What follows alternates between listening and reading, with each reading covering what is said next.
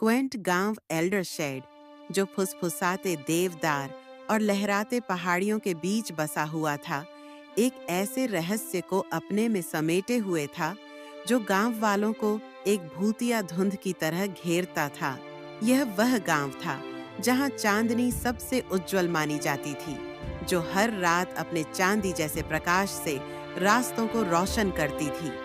लेकिन एक ठंडी शरद ऋतु की शाम चांदनी रहस्यमय तरीके से गायब हो गई। इस अजीब घटना को सबसे पहले मिसेस टम्बलवीड ने देखा, जो तारों के नीचे बुनाई करने की शौकीन एक चतुर बुजुर्ग महिला थीं। उस शाम वह अपनी बरामदे में अपनी आराम कुर्सी पर बैठी थीं। उनके बुनाई की सुइयां एक अकेले टिमटिमाते लालटेन की मंद रोशनी में नाच रही थीं।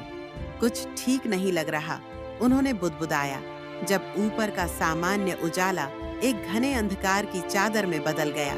यह खबर तेजी से फैली और युवा थॉमस के कानों तक पहुंची, जो सपनों से भरा हुआ एक जिज्ञासु लड़का था और जिसकी जेबें हमेशा कंचों से भरी रहती थीं। थॉमस इस रहस्य को सुलझाने के लिए दृढ़ था। वह पुस्तकालय में जाने लगा, जहां उसने चंद्र चक्रों और खगोलीय मिथकों पर पुरानी किताबें पढ़ी। उसकी ऊर्जा उसके रास्ते को रोशन कर रही थी। उसकी सबसे अच्छी दोस्त एला, जो एक चतुर लड़की थी और जिसे पहेलियों का शौक था, ने उसका साथ दिया। उन्होंने मिलकर एक योजना बनाई कि वे हिल टॉप क्रेस्ट पर बने पुराने वेधशाला में जाएंगे। वेधशाला में एकांत प्रिय खगोलविद मिस्टर फिनिक रहते थे। अपनी सनकी आदतों और ब्रह्मांडीय शक्तियों पर अजीब सिद्धांतों के लिए जाने जाने वाले मिस्टर फिनिक को मनाना आसान नहीं था, लेकिन थॉमस और एला ने हार नहीं मानी। वे एक टोकरी में घर का बना पाई लेकर गए, एक शांति प्रस्ताव। मिस्टर फिनिक ने उन्हें उत्सुक आंखों और एक जानकार मुस्कान के साथ स्वागत किया। मैं तुम दोनों का इंतजार कर रहा था, उन्होंने कहा, मानो ब्रह्मांड ने खुद उन्हें उनके आगमन की फुसफुसाहट दी हो। वाकई कुछ गड़बड़ है।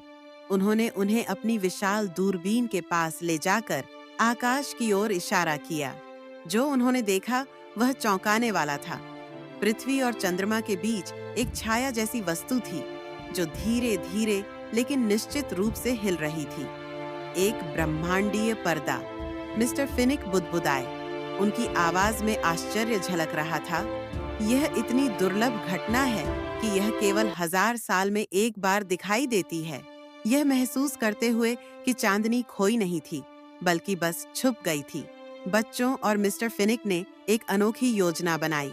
उन्होंने दर्पणों और पुराने लालटेन का उपयोग करते हुए एक अस्थायी प्रकाश व्यवस्था बनाई, जो तारों की हल्की चमक को प्रतिबिंबित करती थी और गांव की गलियों को एक बार फिर उम्मीद की रोशनी से भर दिया।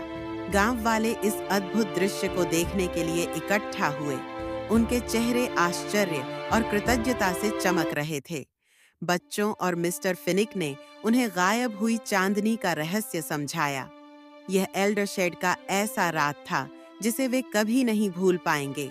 जैसे ही छाया धीरे धीरे हट गई, असली चांदनी वापस आ गई, अपनी चांदी जैसी चमक के साथ गांव पर एक बार फिर छा गई, मानो उसने धीरे से उनका धन्यवाद किया हो।